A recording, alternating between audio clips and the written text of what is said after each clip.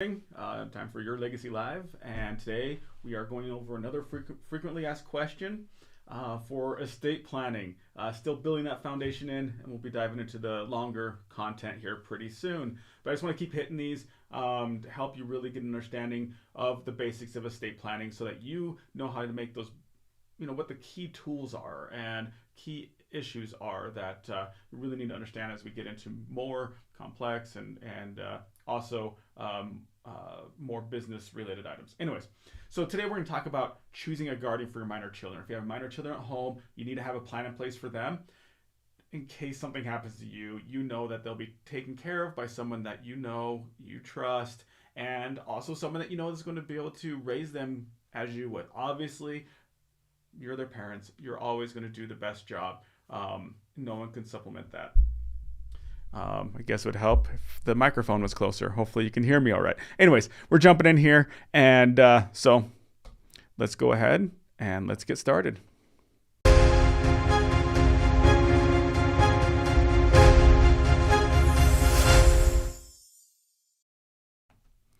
All right, so how do I choose the best guardian for my children? So if something happens to you, you're not able to raise your children yourself, either because of incapacity from an accident, injury, or you pass away before they become an adult.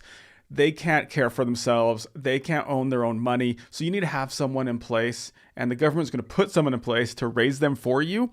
So you might as well take control of that decision and choose someone that you know is going to fit best for what you have in mind for the and goals you have in mind for your children. Okay, so how do you choose the best person and how do you choose a good guardian? This topic's very special to me, and it really kind of hits close to home. My family, just like anybody who has kids, right? Your kids are everything to you, right? My wife and I, we have 7 children. And so many of them are still minors. We only have 2 as of the recording here and sitting down talking today. We have 2 that have moved on and kind of become adults, but still 5 at home. So this really means a lot to me and something I and we talk about often because this has changed as we have progressed, as the kids have grown. Our thoughts and as to who would be the best guardian for them has changed as they have aged, and we see kind of what their goals and wishes are, and as we've seen the people who we've decided and thought we'd want to have raised our kids as we've seen them develop and grow as well. So this is something you want to consider, and it's not and make a good decision. But it's also a reason why to work with someone. If you're working with an attorney to help you put together your plan and to maintain your plan, you're working with an attorney who will help you maintain that plan and make sure it's always working. Because as things evolve and relationships change, you want to make sure that you are checking in and updating this as needed. Okay.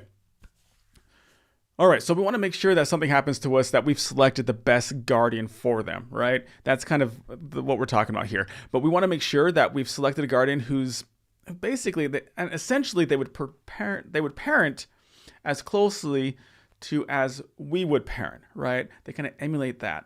We want to select someone who has the similar parenting philosophies, a style of discipline that's close to yours and how you would want your children to be disciplined and cared for.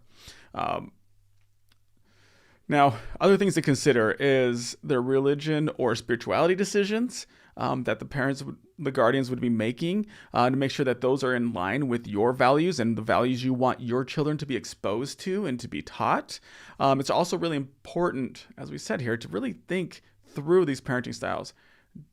Think about their educational choices. Think about disciplines. Think about geography. Think about extracurricular activities. That those decisions that they're really, is this someone that you would trust to be a potential guardian, who could make these decisions in light of what they know about what you would want. Okay, that's a key point. We want to make sure we're communicating to them and with them what your desires are, right? What activities you want them to be involved in, what talents and hobbies and gifts have you seen in your children that you want to make sure these potential guardians know about as they take over as the guardian of your children to make those decisions on how they're raised and such. Okay.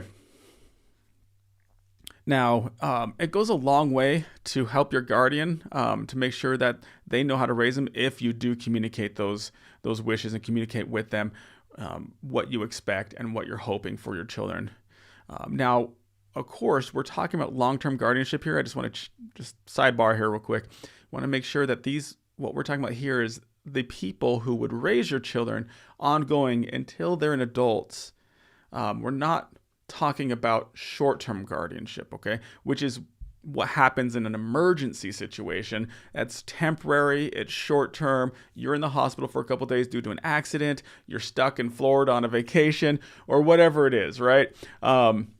And they step in to be able to take that short-term guardianship decision-making, help them get to school, get through their daily routine without much interruption and without having to be with strangers. Okay, now going back to long-term piece with guardianship, what I like to what I like to caution you against is assuming that the long-term guardian needs to have a lot of financial resources. Or what I mean there is, don't just rely on the fact or make it a significant part of your decision-making process as to who's going to be a guardian dependent upon their wealth, their financial resources they have available. I'm talking about the guardians, the resources they have available. Just relying on the fact that they've got enough money to raise your children, that's not the best reason to choose them, all right? I never suggest that finances in and of itself is the best reason to choose a guardian, because ideally you want to be leaving enough finances and support for your children yourself, okay? So that those who you've asked to raise them can rely on and use those resources you've left for the children to get them through high school and possibly college and beyond, right? Now, this is, so, you don't want to, you're already burdening, I say it's a burden to ask them to raise your children.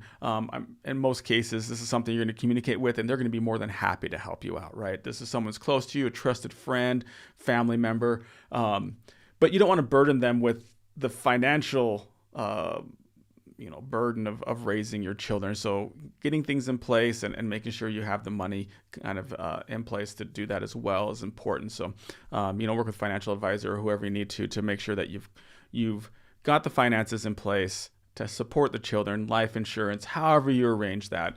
And then look at our other videos about estate planning and learn how you can organize that money and make sure that money is immediately available and readily available to the guardian so be able to raise your children effectively, right? Okay. Yeah, because like I say, it's the financial side, it's a separate discussion. How their assets, your assets, the money you leave for them is going to be handled, how it's going to be organized, that's a different discussion. We're talking about the actual decision maker raising them, right? Where they're going to school, what activities they're involved in, what churches they're involved in or not involved in. What support do they get on that side? The financial side is a different discussion. We'll talk that up another time. That all has to deal with, how you organized your estate. Okay. Now, I think we've kind of talked about all the main topics I want to say. So let's kind of review that a little bit. Best way to choose a guardian, things to consider, the way they discipline, right? Is it closely aligned with how you would? Their religious or spirituality decisions they'd be making and influencing your children with. And then also maybe a little bit about geography. We don't always, that's one we don't always get a lot of control over. But where are they going to be going to school and such? And then just making sure that their philosophies and understanding of the way to raise a child and to influence them and to guide them. Those are kind of important things to think about. But I hope that helps, and look forward to talking to you again soon.